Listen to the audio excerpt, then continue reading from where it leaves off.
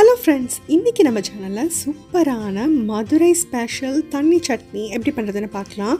கடையில சாப்பிடும்போது செம்ம டேஸ்டா வருது. வீட்ல அந்த காம்பினேஷன் அச்சீவ் பண்ண முடியலையே அப்படின்னு நினைச்சீங்கன்னா பெஸ்டான காம்பினேஷன் வந்துகிட்டே இருக்கு.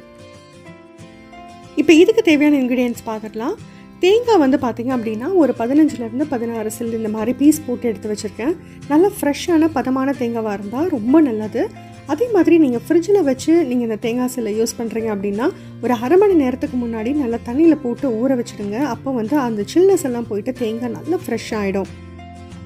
இது பார்த்தீங்க அப்படின்னா ஒரு 1/4 மூடி தேங்காய் இருக்கும். அதுக்கப்புறமேட்டு நமக்கு தேவையான பொட்டுக்கடலை ஒரு 6 டேபிள் ஸ்பூன் அளவுக்கு பொட்டுக்கடலை எடுத்து வச்சுருக்கேன்.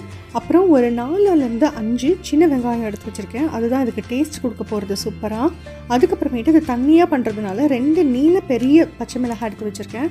நீங்கள் சின்ன சைஸ் மிளகாய் இருந்தால் தாராளமாக 4 மிளகாய் வரைக்கும் நம்ம யூஸ் பண்ணலாம்.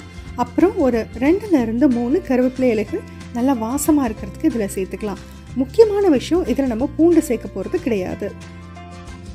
இப்போ இது எல்லாத்தையும் வந்து தண்ணியே சேர்க்காம முதல்ல மிக்சியில் போட்டு ஒரு சர்ன் பண்ணி எடுத்துக்கலாம். அப்போ என்ன ஆகும் அப்படின்னா இந்த பெரிய பெரிய பீசஸ்லாம் நல்லா சின்ன பீசஸாக மாறிடும். அதுக்கப்புறமேட்டு ஒரு 1/4 டம்ளர் அதுக்கப்புறம் கொஞ்சம் அதிகமாக தண்ணி சேர்த்து நம்ம நல்லா சூப்பராக மையாக இதை அரைச்சி எடுத்துக்க போகிறோம்.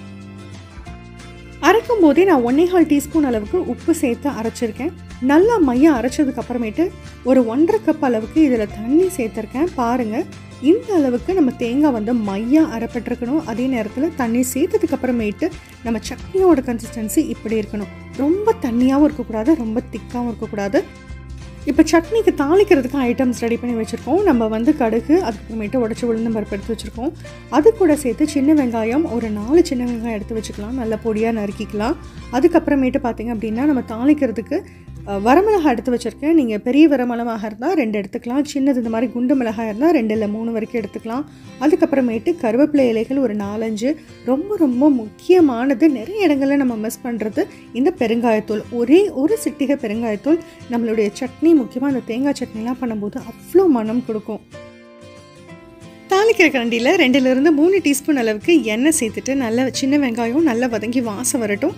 அதுக்கப்புறமேட்டு பெருங்காயத்தூள் போட்டு ஒரே ஒரு வதக்கிட்டு நம்ம சட்னியில் சுட சுட அந்த தாளிதத்தை சேர்த்துடலாம். எவ்வளோ சூப்பராக இருக்குது பாருங்கள் நம்ம சட்னி.